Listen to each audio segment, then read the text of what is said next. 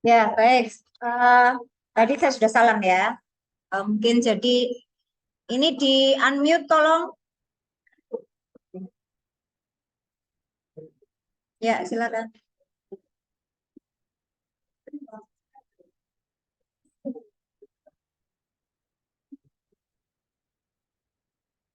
Ya, baik. Hari ini di pertemuan kedua ya. Jadi materi yang akan kita bahas, mohon perhatiannya ya.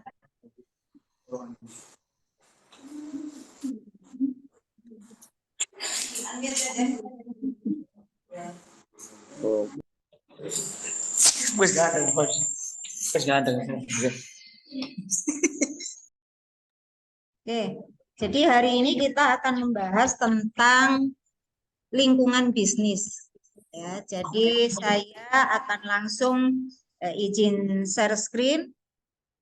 Ya.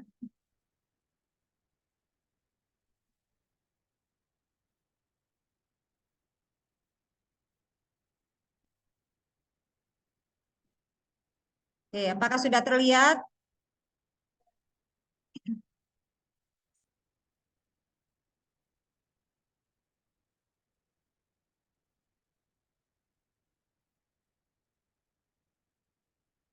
Ya, baik. Jadi karena ini kita apa namanya?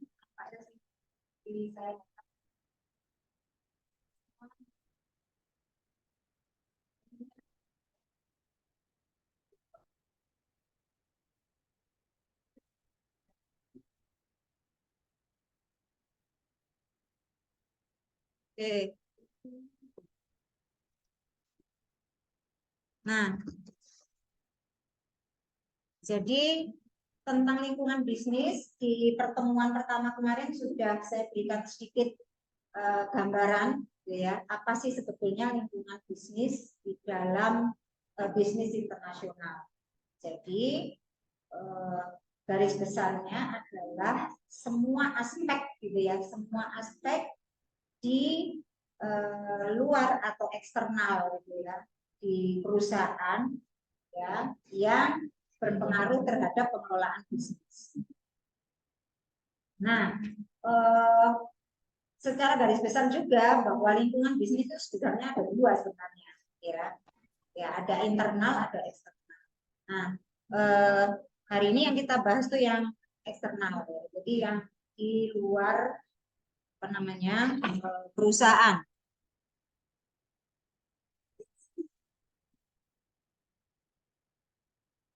Nah, itu jadi pengertiannya ya Anda bisa membaca di Saya izin sambil duduk enggak apa-apa ya? Ya. Oh, ya ya. Oke. Bentar.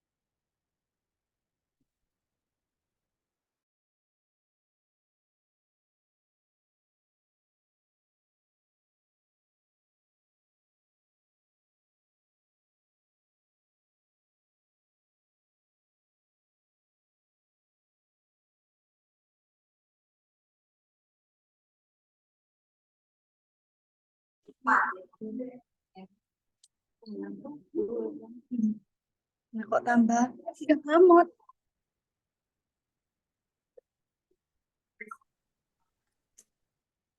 Ya, baik.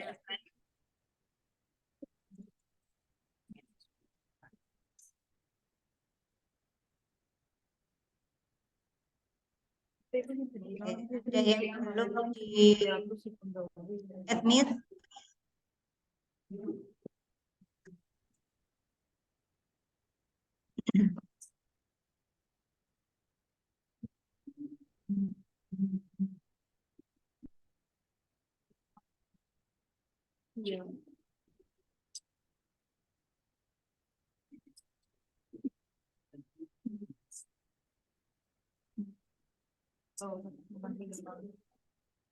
Nah, jadi yang pertama yang kita bahas itu adalah lingkungan hukum, ya. Jadi lingkungan eksternal itu kan ada hukum, ada teknologi, ada kebudayaan, misalnya itu ya. Nah, yang pertama adalah hukum, ya. Nah, perusahaan di dalam negeri itu harus mengikuti hukum dan kebiasaan dari negara asalnya. Jadi ketika kita berbisnis dengan partner dari luar negeri, ya, nah masing-masing pihak itu harus memahami, ya, aturan hukum yang berlaku di negara masing-masing sebelum bertransaksi, gitu ya. Itu juga harus dipahami, ya. Nah, pernah saya menyinggung di gambar awal, ya, jangan sampai ketika kita bertransaksi itu kemudian bersinggungan tanda itu bermasalah dengan aturan-aturan hukum yang berlaku. Jadi ya memang harus dikomunikasikan, ya, di awal sebelum LC-nya ditandatangani. LC itu yang kontrak antar perusahaan tadi, ya. Jadi secara umum seperti itu. Nah, jadi perusahaan itu harus mengikuti bukan hanya undang-undang tapi juga negara partner bisnis kita, ya. Aturan mereka seperti apa, wajib juga bagi mereka untuk mempelajari dan memahami, mengerti aturan hukum di negara kita. Nah, ya, kenapa harus kenapa harus mempelajari hukum di masing-masing negara? Nah, karena ini sangat berpengaruh, ya, terhadap pengelolaan bisnisnya. Ya, bagaimana cara menjalankan bisnis itu juga harus memperhatikan aturan-aturan hukumnya. Nah, di situ sudah ada beberapa contoh. Jadi misalnya perusahaan internet gitu ya, nah, di RRC itu karena peraturan-peraturan yang diterapkan itu agak otoriter gitu ya. agak otoriter sehingga ini bisa berpengaruh bagaimana mensiasati hukum yang seperti itu. Nah, itu karena sistem hukum itu beda-beda di masing-masing negara ya.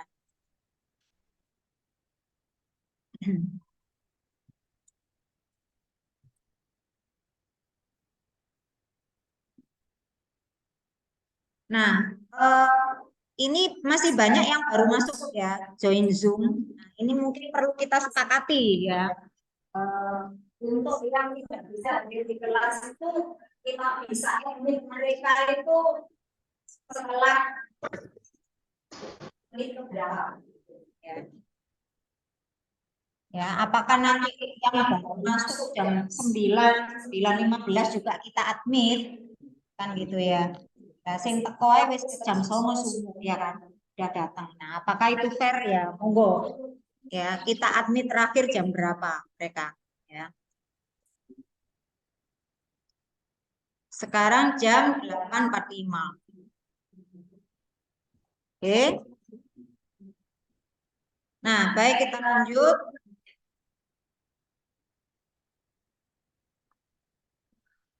Ini kok nggak bisa saya slideshow ya. Nah, udah bisa.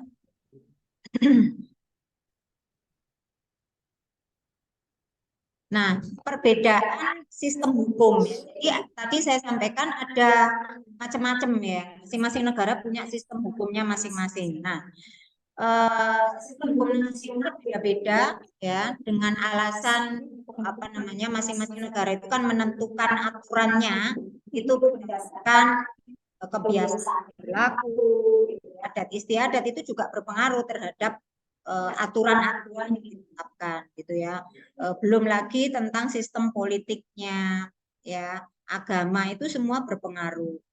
Nah, jenis-jenisnya yang pertama adalah hukum Anglo-Saxon.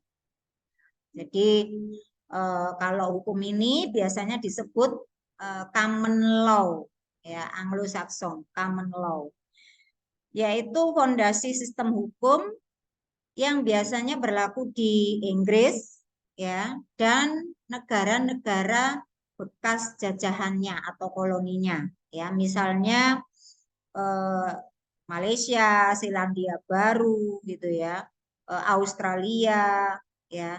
Tapi di sini juga termasuk sebagian dari Amerika Serikat seperti Kanada itu juga menganut sistem Anglo-Saxon ya.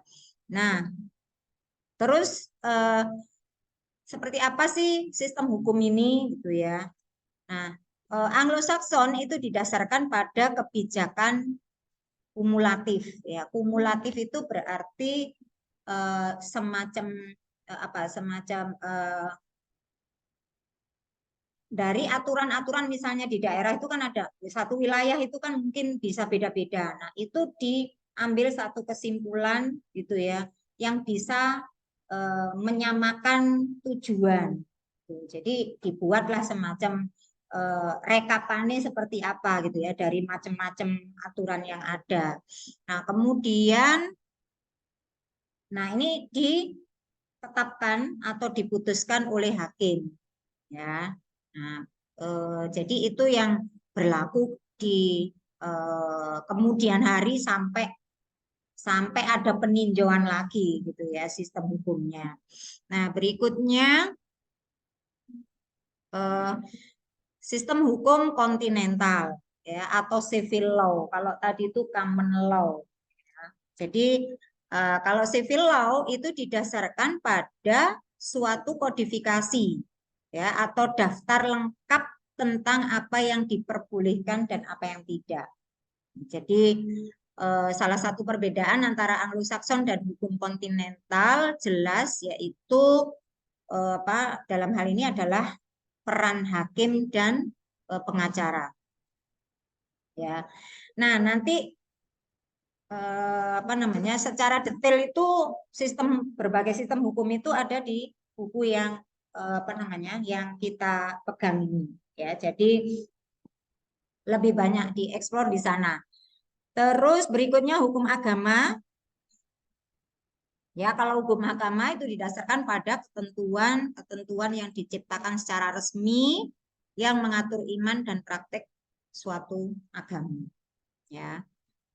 Nah, jadi suatu negara yang menerapkan hukum agama untuk tindakan perdata atau pidana itu disebut teokrasi. Jadi di dalam hukum itu kan ada pidana, ada perdata. Kalau pidana itu yang misalnya berkaitan dengan eh, apa ya istilahnya itu langsung ke tindakannya itu bisa jadi langsung ke hukuman ini ya apa sih vonis gitu ya vonis misalnya nah penjara atau apa kalau perdata itu lebih ke melanggar aturan pasal berapa semacam itu ya jadi bedanya pidana dan perdata. Nah kalau pidana itu biasanya memang lebih banyak yang apa namanya yang sering terjadi itu justru yang pidana itu ya jadi misalnya mulai dari kejahatan atau apa kriminal yang paling rendah sampai yang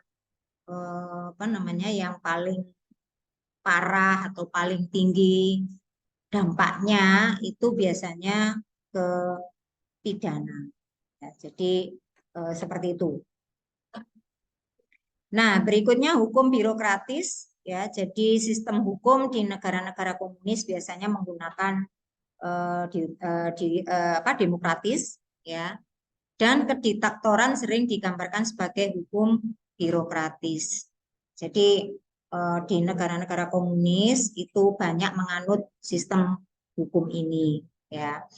Nah, eh, ya semua tergantung kepada sistem politiknya juga ya masing-masing negara mau menerapkan yang seperti apa gitu ya. Itu birokratis.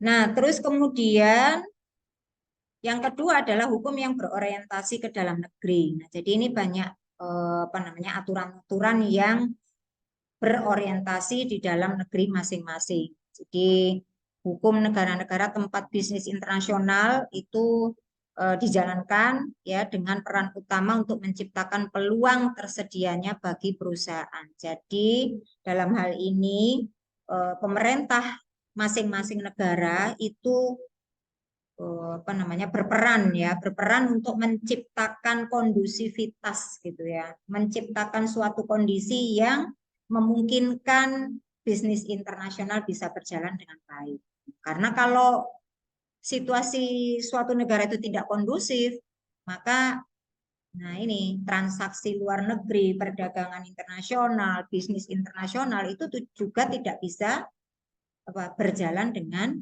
baik. Ya, jadi penting ya kondisi politik. Makanya kalau ya diupayakan seaman mungkin gitu ya, sekondusif mungkin. Nah, contoh misalnya berkaitan dengan investasi ya. Investor itu jeli sekali gitu ya. Investor tuh kan prinsipnya tidak mau rugi kan mereka ya. Jadi mereka pasti dengan detail gitu ya melakukan berbagai upaya untuk sebelum bertransaksi, sebelum melakukan praktek bisnis internasional, itu para investor ini mereka sebelum berinvestasi itu juga pasti harus memotret gitu istilahnya ya. Jadi memotret seluruh aspek itu yang ada dalam suatu negara. Oh, saya kok kayaknya mau berinvestasi, membuka investasi itu kan macam-macam ya. Jadi ada investasi langsung, ada yang tidak langsung. Itu nanti di pertemuan keberapa kita bahas ya. Jadi kalau investasi langsung berarti ketika kita selain apa namanya, misalnya membuka cabang baru gitu ya di Malaysia atau di Singapura.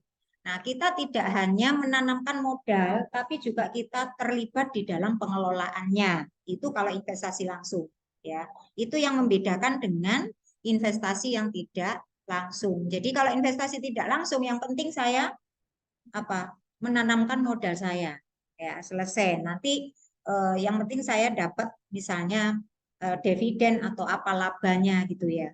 Jadi seperti itu, ya.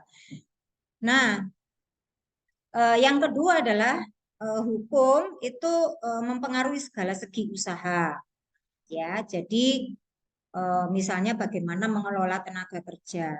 Ya, saya sudah memberikan gambaran kemarin sedikit ya. Jadi kalau yang terkait dengan mobilitas, distribusi tenaga kerja dari dalam dan keluar negeri, ini volumenya besar sekali. Tapi itu bagaimana bisa, misalnya kalau kita mengirim tenaga kerja ke luar negeri, bagaimana memastikan bahwa mereka benar-benar aman di sana, tidak apa namanya, tidak mengalami, misalnya kan banyak ya dalam tanda kutip apa namanya, apa sih yang misalnya kena, untuk yang misalnya TKI misalnya ya kan, di rumah tangga, pernah ya dengar ya kasus-kasus gitu kan ya, banyak yang terkait dengan misalnya penganiayaan, kekerasan seksual dan sebagainya gitu ya. Nah, ini peran pemerintah itu juga dibutuhkan ya, untuk bahwa mereka itu benar-benar safe di sana, bahwa mereka apa namanya, benar-benar bekerja sesuai dengan yang ya artinya tujuan mereka ke sana gitu ya. Nah, makanya sebelum bisa luar negeri itu kan misalnya paspor aja kita ditanya gitu ya. Ke sana itu mau kemana? Itu tujuan negaranya. Mau apa? Sekolah, apa bekerja, atau mengikuti suami atau mengikuti istri gitu ya. Karena nggak tahu, kalau mengikuti suami belum tentu di sana kerja kan gitu. Yang penting kita eh, ada yang menikah dengan orang Korea ikut ke sana gitu kan.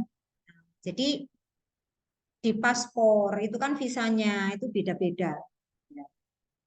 Nah, tapi kalau masih untuk Asia itu biasanya paspor itu tidak diikuti dengan visa ya. Tapi kalau untuk ke negara-negara Eropa gitu ya, atau ke benua Amerika itu biasanya visa ditanya. Nah, sesuai dengan tujuannya ya, jangan sampai ngurus visanya itu untuk sekolah, tapi ternyata di sana ya sekolah sambil kerja, macam-macam kegiatannya itu jadi harus benar-benar tuh ya, karena kalau tidak itu tadi ya itu takutnya kalau mengalami hal-hal yang tidak diinginkan di luar yang tertulis di visa itu, penanganannya kan sulit gitu ya, di penanganannya pasti sulit. Nah, itu yang terkait dengan tenaga kerja ya. Terus belum lagi terkait dengan pembiayaan usaha. Nah, jadi penyertaan modalnya ya, prosentase itu juga perlu dipertimbangkan baik-baik.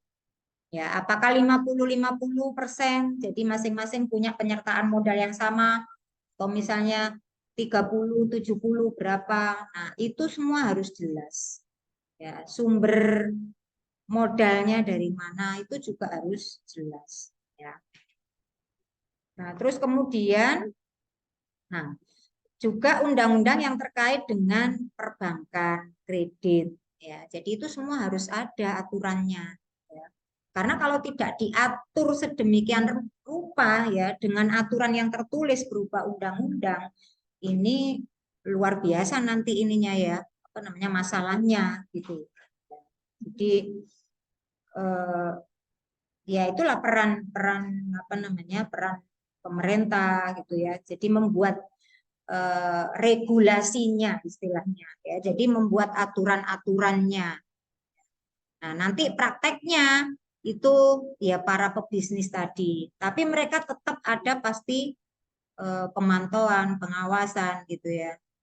Jadi kalau kemarin yang terkait dengan keuangan ya internasional saya sudah singgung, itu ada World Bank, ya, ada Bank Dunia, ada IMF, ya kan, International Monetary Fund. Mereka ini yang apa namanya, membuat regulasinya yang berlaku untuk seluruh dunia. Jadi World Bank dan IMF, ya. Nah, Menteri Keuangan kita itu Bu Sri Mulyani Indrawati itu dulu sebelum ditarik jadi menteri itu kan berkiprah di ini ya, World Bank itu ya. Jadi beliau itu ya sudah benar-benar expert di bidangnya gitu ya. Jadi ya Jadi kalau ya karena saya orang keuangan mengikuti yang orang-orang di bidang keuangan ya. Jadi ya saya sarankan Anda kalau orang pemasaran mengikuti apa namanya tokoh-tokoh misalnya di pemasaran. Di marketing itu kan ada tokoh yang misalnya seperti Prof. Renat Kasali gitu ya, yang ini apa namanya enjoy, enak untuk diikuti kan ya, itu ininya apa namanya. Nah Anda bisa tuh apa ngikutin Prof. Renat Kasali ya, jadi entrepreneur sekaligus ya akademis juga gitu kan ya. Nah terus mungkin tokoh-tokoh pemasaran yang lain disilakan. Kalau bukunya kan pasti pakai bukunya Kotler gitu kan ya. Ya, ya seperti itu. Kita ilmu memang banyak yang dari luar ya yang menelurkan ilmu tokoh-tokohnya. Tapi bukan berarti kita tidak punya tokoh-tokoh untuk bidang yang sama. Ya, pasti kita semua punya. Orang Indonesia tuh pinter-pinter. Ya, gitu. Nah, ini Muhammad Nadif baru masuk iki. Jam berapa ini? Loh, keluar ta? Oh, oh alah, sudah di kelas toh ya. Oh iya sih. Oh itu ya yang istilahnya apa? Biasanya terpental atau apa gitu ya? Oh sinyal. Oh kok baru masuk gitu kan? Ya, jadi itu ya. Nah, perlindungan konsumen, periklanan, distribusi itu yang termasuk pemasaran ya. Jadi hukum-hukum, aturan-aturan yang dibutuhkan untuk itu wajib dipelajari. Nah, terus berikutnya hukum yang langsung berpengaruh terhadap transaksi bisnis ya secara internasional. Nah, jadi di sini ada yang namanya misalnya embargo. Ya, jadi bahwa eh, suatu negara itu mungkin akan berupaya mengajak negara kedua untuk mengubah kebijakan ya yang tidak diinginkan dengan menerapkan sanksi ya atau larangan perdagangan dengan negara-negara tersebut. Jadi eh, ya tadi itu ya. Jadi semua ini berlaku secara internasional. Nah, salah satunya itu hukumnya adalah embargo ya. Kita kan sering ya mendengar istilah-istilah itu ya. Apalagi kalau mungkin kalau zaman Anda ini masih sudah tidak ada ya. Dulu itu ada Dunia Dalam Berita itu seneng. Jadi setiap jam 9 malam itu mengikuti berita-berita luar negeri itu langsung apa ya sekarang sih tambah maju ya dengan teknologi kita bisa mengikuti berita apapun ya. Anytime, everywhere gitu ya. Kita bisa akses berita. Nah, itu pentingnya ya. Jadi apalagi kalau yang terkait bisnis internasional, Anda harus banyak apa namanya mengeksplor berita ya yang terkait dengan fenomena-fenomena itu.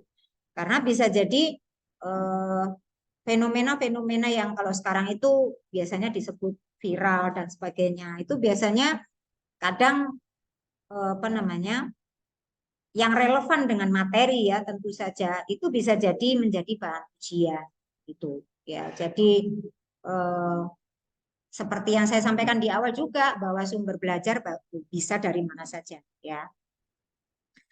Nah, kita bahas tentang embargo ya. Jadi embargo itu adalah sanksi ya, sanksi menyeluruh terhadap perdagangan dengan negara tertentu ya. Nah, dapat diterapkan negara-negara yang bertindak serentak atau sendiri-sendiri. Nah, contoh yang paling eh, klasik ya, yang paling besar ya tentang embargo itu adalah tahun 90 ya di mana PBB itu mengembargo semua perdagangan dengan Irak ya setelah invasi Irak ke Kuwait. Nah, ini tahun 90-an ya. Mungkin kalian belum bahkan mungkin belum proses ya, ya belum proses bisa jadi ya. Nah, jadi itu yang terkait dengan embargo. Jadi negara-negara itu dilarang oleh PBB ya, United Nation namanya ya, Persatuan Bangsa-Bangsa itu untuk melakukan perdagangan dengan Irak gitu ya. Karena waktu itu kan memang perang Irak-Iran itu yang sampai bertahun-tahun itu kan ya, nggak selesai-selesai kan ya.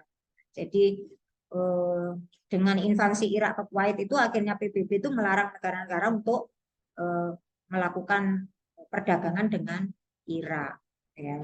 Nah, terus kemudian kasus kedua itu tahun 99 ya sampai 2005.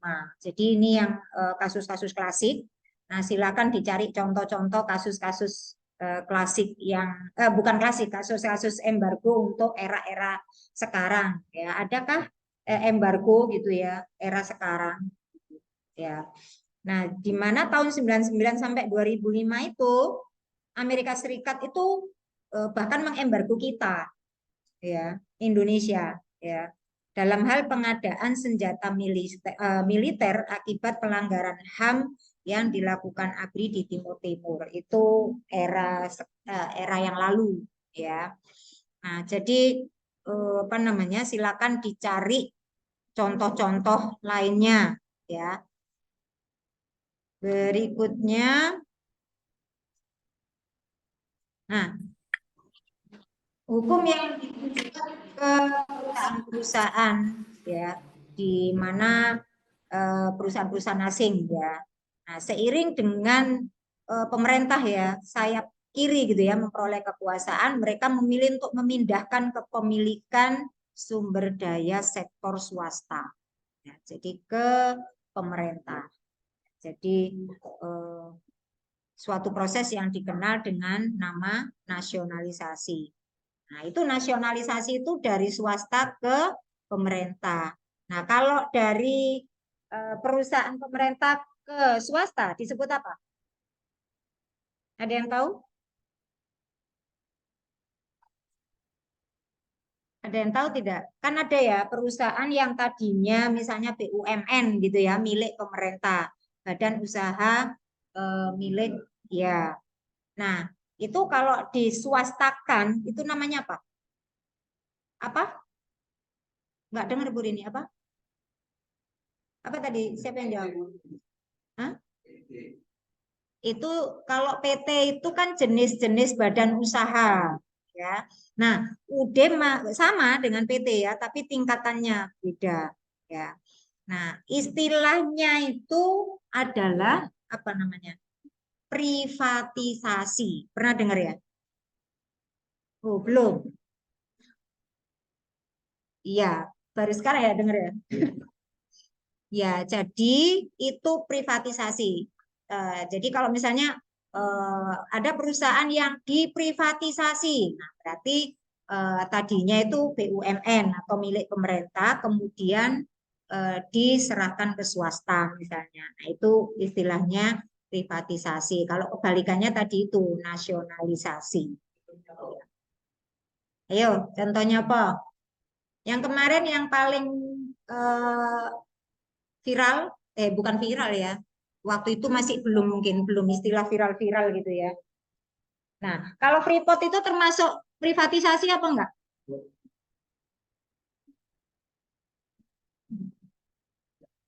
Enggak ya, masih milik pemerintah ya? Masih milik pemerintah.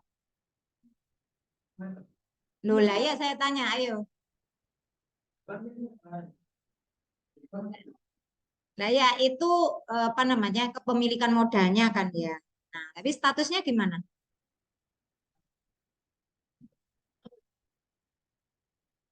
Masih perusahaan pemerintah ya? Tak kayak PR ini berarti ya. PR nanti dicari ya. Ada banyak beberapa ya. Privatisasi itu juga misalnya ini apa namanya perusahaan asuransi itu ya. Ada kan perusahaan asuransi itu bukan Bumi Putra ya. Kalau perusahaan Bumi Putra, kalau Bumi Putra itu masih ini ya. Satunya itu loh. Bukan. Ya, Jiwasraya ya. Jiwasraya kan ya. Nah, coba nanti juga dicari itunya, apa namanya, misalnya artikel atau apa yang terkait dengan itu. Nah, nanti bisa didiskusikan, ya. Nah, ngomong-ngomong tentang diskusi, sudah akses e-learning, sudah menjawab pertanyaan? Oke. Ya, saya lupa ya belum menyampaikan ya. Jadi di pertemuan pertama kemarin itu karena keterbatasan waktu gitu ya, saya belum sempat membuat untuk masing-masing kelas. Jadi kalau untuk pertemuan kedua nanti dan seterusnya itu tugasnya untuk masing-masing kelas ya, beda-beda ya. Jadi kalau kemarin itu udah yang penting ada dulu karena toh mahasiswa baru enroll nanti bingung malahan gitu ya. Jadi apa namanya kalau berikutnya terus kemarin banyak yang tanya masih bingung masalah antara online text dengan submission ya kan. Nah jadi saya kemarin kan sudah menyampaikan ya, jadi saya tidak tahu munculnya di e-learning mahasiswa itu perintah itu muncul apa tidak submission antara submission dengan online text muncul kah? Kalau dua-duanya berarti ya saya nyentang dua. Kalau saya centang dua ya berarti dua-duanya boleh. Tapi kalau misalnya saya centang salah satu, kalau online text itu Anda wajib mengerjakannya di e-learning. Ya, langsung di situ kan bisa kan ketik. Nah, itu namanya online text. Kalian mengerjakannya secara online. E-learning itu kan online kan? Nah, ya, kemarin beberapa WA saya, Bu, saya sudah coba cek perintahnya apa, online text Bu, tapi saya ngerjakan di folio, terus saya foto, saya kirim. Itu berarti submission, ya, bukan online text. Tapi kemarin untuk pertemuan pertama saya anggap everything is okay, gitu ya. Jadi saya anggap tidak ada masalah. Walaupun kalian sudah semester 7 harusnya sudah paham e-learning ya. Nah, tapi it's okay lah karena mungkin libur lama nggak buka e-learning gitu kan lupa ya. Jadi ya sudah pokoknya eh, yang pertemuan pertama itu ada toleransi ya tidak masalah. Nah untuk yang pertemuan kedua nanti tolong diperhatikan perintahnya ya. Nah kalau submission itu Anda mengerjakannya di folio ditulis tangan bisa atau mengerjakan di Word juga nggak apa-apa udah wis zaman saiki tulis tangan mungkin ya soro ya kan Buri ini kok memaklumi terus ya nah jadi gitu ya jadi ya sudah silakan dikerjakan di Word nah itu baru nanti filenya di submit dikirim itu ya nah ngirimnya itu Bu Word apa PDF. Nah, silakan dilihat di situ bentuk file yang diterima apa. Kan ada toh, misalnya JPG, PDF, doc. Silakan. Kalau seperti itu ya berarti kalian boleh mengirim dalam bentuk apapun. Ya, ya Word ya nggak apa-apa, PDF ya nggak apa-apa. Ya. Terus saya tuh bikinnya di Word, Bu. Iya. Masih Word itu langsung mbok kirim ya enggak apa-apa atau kamu save as dulu sebagai PDF baru dikirim ya Kak Popo, ya kan? Nah, itu ya. Tapi yang saya ingin tegaskan adalah bedakan antara online text dengan file submission gitu ya. Karena kalau online text berarti ya Anda harus mengetik langsung di e-learning gitu ya. Oke, wis paham ya? Nah, oke ini ini jam berapa? Ya, saya ditunggu rapat ya sebenarnya.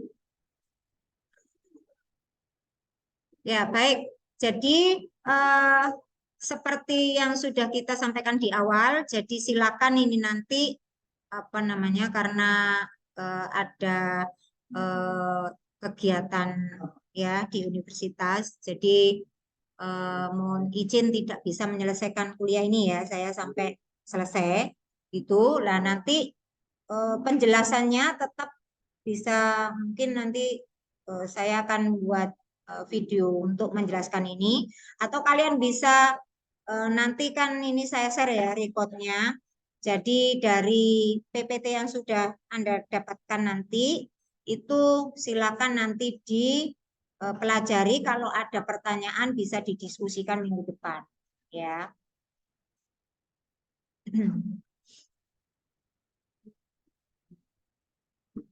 Apa sekarang ada yang bertanya? Silakan kalau perlu ada yang bertanya.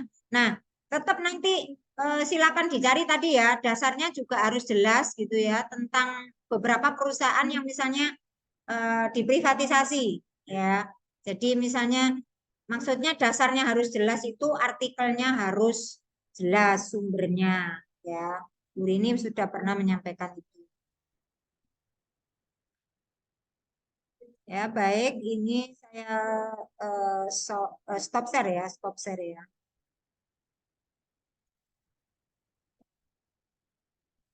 Eh,